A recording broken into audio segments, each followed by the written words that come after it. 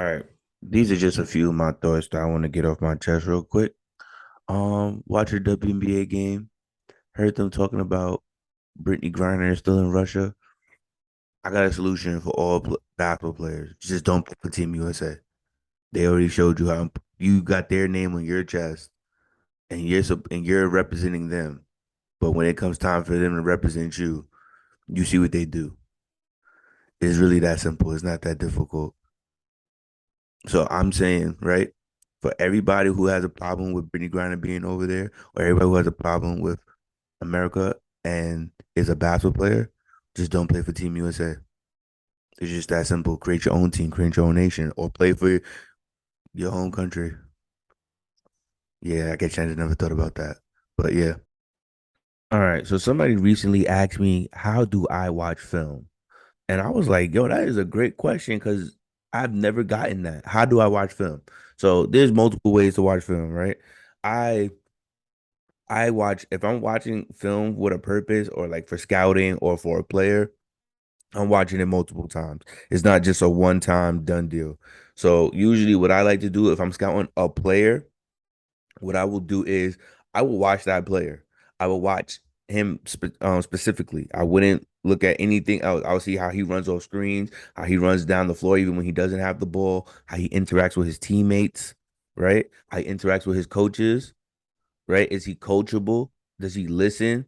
Does he take blame for things even though it might not be his fault? You know, when a point guard makes a pass and the person don't catch it, you tap your chest like, yo, that's on me, bro. You keep the morale high. So that's one thing that I do when I'm watching film. Second thing is I'm watching for plays. Like if I'm watching a team and I'm scouting that team, I'm watching what plays do they run most frequently. Because that means they're comfortable in these sets and these players are comfortable in these positions. So what plays do they run comfortably? What plays do they run the most? And then I will watch whoever their strongest player is. I would love to get to know their strongest player because that's the person that if we do everything right and he has a ball in his hands, then we know how to stop him. We are not going to allow him a chance to even go off, right? Because a lot when you have a special player, you kind of say, "All right, if we can stop him and make the other guys show up and produce, then we should be in good standings." But depending on the team, depending on how good that player is, sometimes you can't take that ball out that player's hands because he's just that good. He dominates the ball. The coach finds a way to him to get the ball. But what I want to do is make him uncomfortable. Or he don't like going left, or he likes to take jump shots going left. All right, so that's what we're gonna do. He doesn't like going right. That's what we're gonna do. We're gonna force him right. We're gonna find ways to make it as difficult and frustrating for him.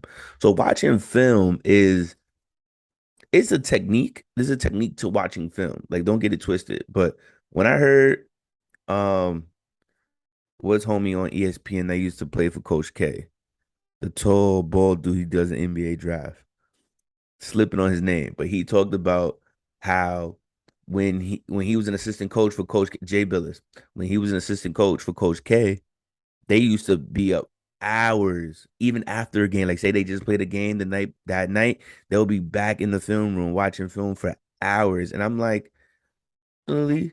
I can't because there's yes the game. I truly believe the game is 85% mental. So if you have the mental aspect down, you can win majority of your matchups. But I can't run myself crazy like that in my head because then that's how you start overthinking as a coach. Because now you have all these things in your head, all these plans and all these things that you saw in film. It's like Mayweather, right? Mayweather understands that I'm great, right? You got to dig deep. It's got to be mentally strong, not just physically strong. Um, Being a professional 18 years now, been world champion 17 years. I train for every fighter like it's my last fight. And I know there's other great boxers, but I don't need to watch their film to beat them. All I need to do is to be able to know their tendencies as quick as possible while I'm in the ring. Because once I get to know their tendencies, they're not gonna hit me again because I'm great. And they're great as well, but they can't do the things that I can do. So as a coach, I'm taking it from that standpoint. I truly believe that there's no coaches that could do what I do. I'm not even talking in terms of X's and O's. I'm just talking about in terms of motivating a team, moving them to win, putting them in position to succeed, and caring about them because that's most important. Players are not going to want to play for you if they don't feel like you care about them, or if you don't feel like they're actually getting better. So those are my ways of watching film. If you got any other questions, just hit me up. I'll try to answer to the best of my ability. Um, I'm not a 20-year head coach. I'm not even a 5-year head coach in terms of actual coaching job. And no, me and my brother, we run our own program and we get it out the mud. It's really that simple. Um, we we motivate players, we take them to games, we we do everything. Like we don't ask for help from other people because it's like this is our community and we want to show them like these type of things can be done in terms of basketball and life. Like if they want to give back to the community after this, please, because that's what it's for. It's to inspire that next generation to give back. Because a lot of like I don't want to get too much off basketball, but a lot of what I'm seeing is the younger generation getting into more trouble and more deaths. And that's not the course that we want to go on. We don't want to be on a course to Death Valley. Like nobody wants to do that. So I'm taking my skill set that God has given me, which is basketball, and I'm gonna pay it forward and give it to other people and other kids and show them that even if you don't play NBA, even if you don't play overseas professionally, there are so many other things that you can do, other jobs that you can do with basketball. I can hit up True Creators on Instagram, True Creators Hoops on Instagram, True Creators Hoops on Twitter, uh, same thing on Facebook, and our YouTube is True Creator Hoops as well. So you'll see more content on there soon.